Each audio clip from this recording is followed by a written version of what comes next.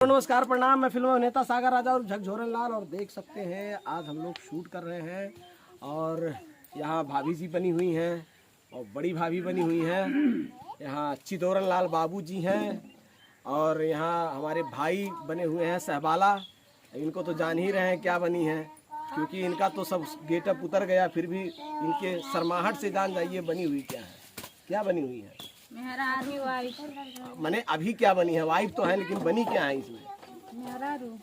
दुल्हन। तो दोस्तों इनको भी ये नहीं पता ये बनी क्या है, तो फाइनली ये दुल्हन बनी है और हमको तो आप जान ही रहे हैं क्या बने हैं। बाबूजी हमको आप लोग जान रहे हैं हम क्या बने हैं। और ये नया नया पतोह पाके कैसा लगा आपको? मुझे अब यही लग रहा है कि मेरी बर्बादी अब वो दूर नहीं है, आने वाली है और आ गई है। नहीं बाबूजी बहुत सेवा करो। अरे एक जनी रहली तो सेवा करत करत चली गईली, अब तू आईली हो देखी कौन सेवा करेलू। जाए दी उनाई का पात्र ली हम कॉले।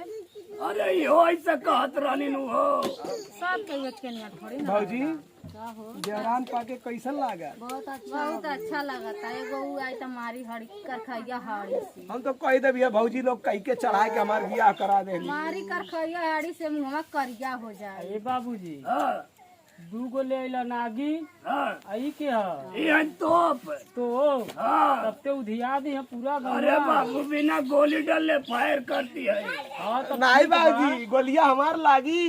अच्छा तू हाथ लगबा करी। ए बाबू तो बचा के रह जाइयो, नहीं तो कहीं फायर और कह दे तो हम उधिया जाई हाँ, एको बची ना हड्डी मार। नहीं बची। कुछ काबू हो? का कहीं जी राव पापा राव भाई जैसन बतियावत न लोगन कुछ समझ ही में नहीं जाओ। जाए दे ये सोना रहे हमारे संगरी बा ना हमारे बाबूजी संगरी रहे बा ना हमारे भाई रहे बा। अब है नहीं समझ पहले तो तू समझबू।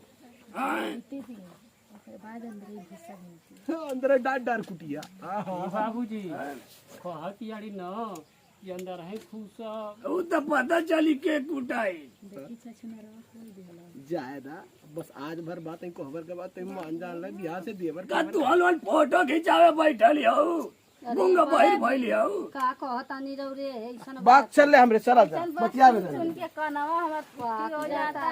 ए बाबूजी गईना कुल कोभरी में मर्दा मौगी ए ऐसन बुढ़ाऊ। ऐसन प्लान बनावे कोलिनो के घर से निकाल दियल जा। हाँ हाँ ए यही बात सही बाबूजी कहता। तो पाइल बा अब तो दागी एकदम ठाई ठाई। अरे बाबू मत कहू सब मत कहू।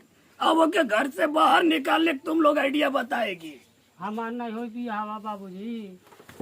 3 नागिन 4 नागिन घर में आ गई, पचवो लेबे का। अरे हम लाइक तो इज्जत करी। तू रढ़ुआ रहा है हमार हीरा। नहीं नहीं बाबूजी लड़की देख के खोबनी का बियाह करा खूब दी। बढ़िया लड़की देखब न करा अपने दी। बाबूजी से कहब आई तो ऐसे गोड़वा दबाई तेल हाँ, लगाई 4 जनी तो कपड़ा दबावता डाली। है का हम ही जानत है। दबा दो हो बाबूजी गोरवा ताना मारत है। अब रहे दे अब का लावा हम बाबूजी खमाई दबा अब दी। उनका मेहरारू आई तो गोर दबाई का। रहे दे रे हरामी।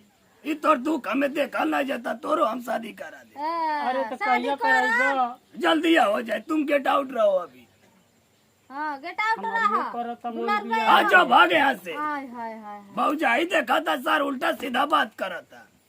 क्या बाड़ी भौजी